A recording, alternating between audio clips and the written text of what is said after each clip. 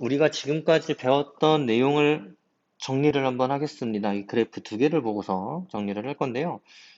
일단은 지금 나와 있는 값이 기온, 이슬점, 상대 습도 이 세 가지입니다. 색깔이 이렇게 정해져 있고요. 그래서 여기도 빨간색이 기온, 파란색이 상대 습도, 이게 이슬점 이렇게 세 가지가 되겠습니다. 그래서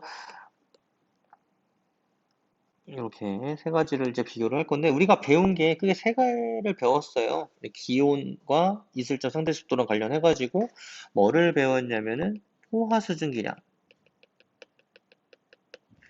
그리고 실제 수증기량, 현재 수증기량 네, 이것들을 배웠어요. 그래서 이 두 가지를 가지고 비교를 할 건데요. 이 두 상황이 어떤 상황이냐면은 각각 이때 첫 번째가 맑은 날씨, 이때가 비 온 날씨, 맑음과 비입니다.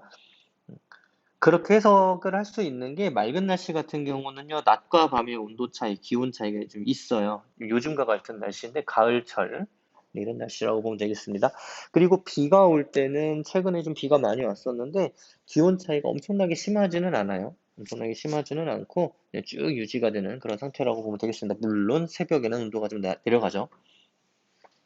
이 두 가지를 이제 이야기를 할 건데요.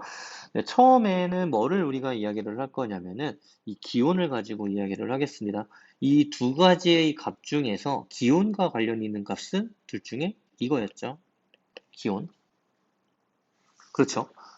그러면은 이 그래프를 잠깐 보겠습니다. 기온이 제일 높을 때는 대략적으로 15시. 높은 경우 대략적으로 15시경. 이 되겠죠. 기온이 낮을 때는 대략적으로 한 여기 한 6시 정도 될 것 같네요. 6시. 기온이 낮을 때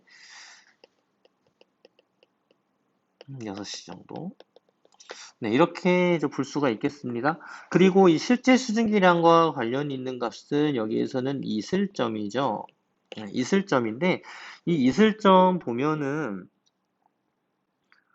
처음 값이 10에서 15 사이 한 요 정도 12.5를 계속 달리다가 낮이 아침 지나고 낮 되니까 이슬점이 조금 줄어들기는 하는데 다시 이렇게 올라가는. 그래서 범위가 이슬점의 범위가 10도씨에서 한 12.5도씨 정도. 이 정도 왔다 갔다 하죠. 이 정도. 네. 그리고 이슬점이 올라갔다라는 얘기는 현재 수증기량의 값이 커졌다라는 거고 이슬점이 내려갔다라는 거는 현재 수증기량, 실제 수증기량 값이 줄어들었다라고 보면 되겠습니다. 이렇게. 그러면은 이 상태에서 이제 이야기를 할 건데요.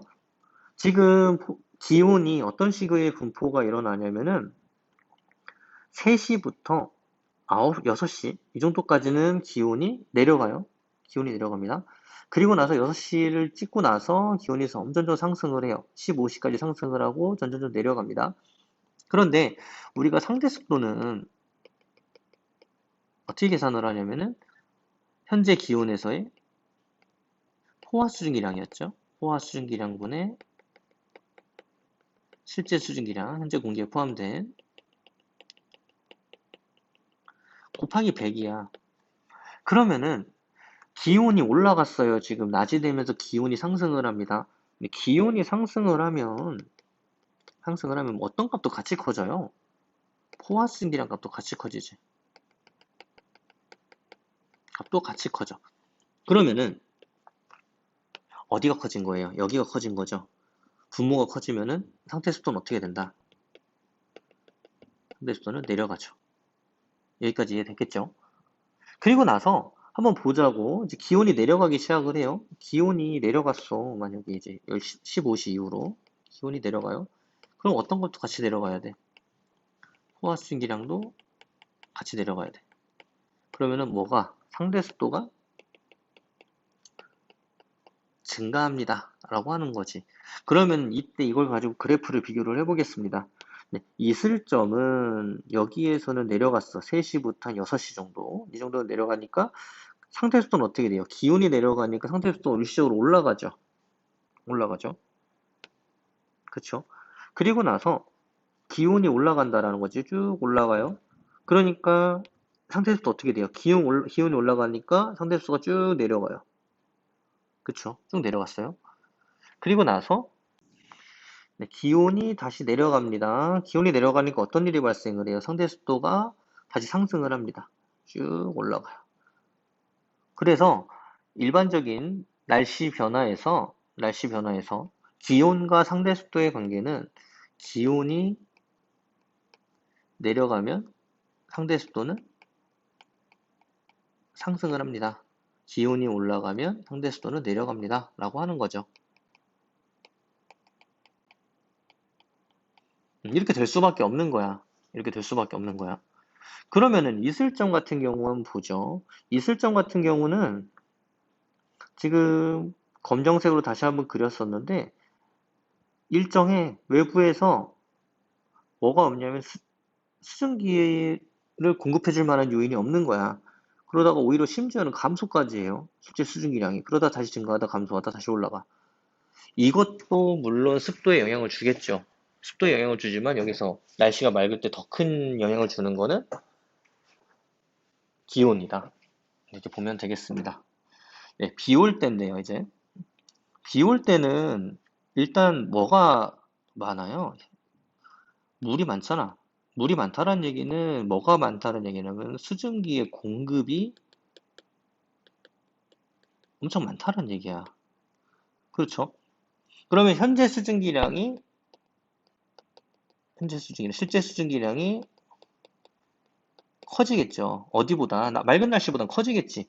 그러니까 이슬점을 한번 보자고요. 이슬점이 지금 이렇게 그려지는데 거의 20도를 육박을 해. 아까 여기서 몇 도였어요? 이 정도밖에 안 됐잖아, 위에서는.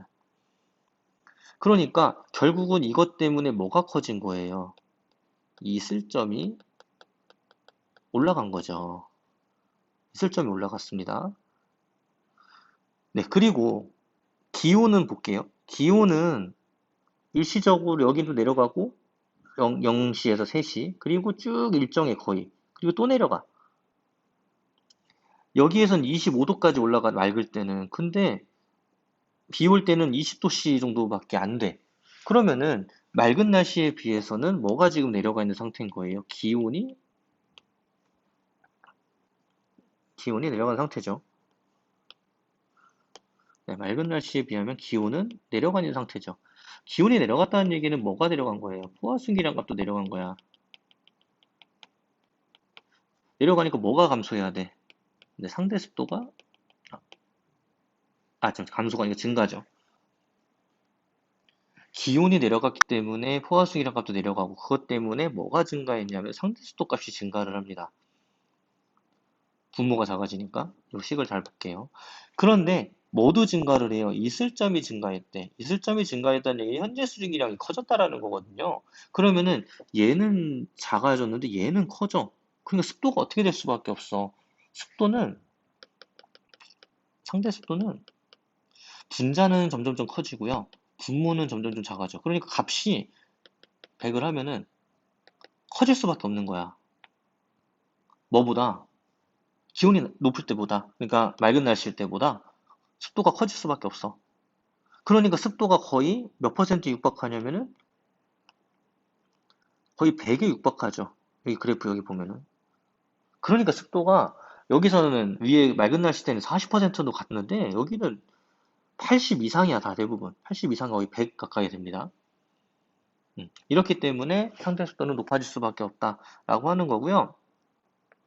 네, 그리고 여기 0시에서 3시 잠깐 보면은요, 기온이 내려가요. 이슬점은 올라가. 그러니까 습도가 어떻게 될 수밖에 없어. 기하급수적으로 올라갈 수밖에 없죠. 그리고 이슬점도 일정하고 기온도 일정해. 그러니까 습도가 거의 100에서 유지가 되는 거지. 그리고 나서 기온이 내려가고 이슬점도 내려가요. 그러면은 기온이 내려갔다라고 하는 것은 포화순기량 값도 작아지고 상대 습도가 올라가게 되는 네, 이런 케이스인데 이슬점이 더 경사가 급하게 내려가. 그러니까 여기에서는 어떤 요인이 관련이 있냐면 이슬점이랑 관련이 더 깊었다라는 거예요, 습도가. 그러니까 습도가 내려갔다라고 하는 것은 기온의 변화보다 이슬점의 변화량이 더 컸기 때문에 그러니까 분자값이 갑자기 확 줄어든 거죠. 그러니까 습도가 내려간 겁니다, 여기서. 그래서 이렇게 우리가 해석을 해볼 수가 있겠습니다.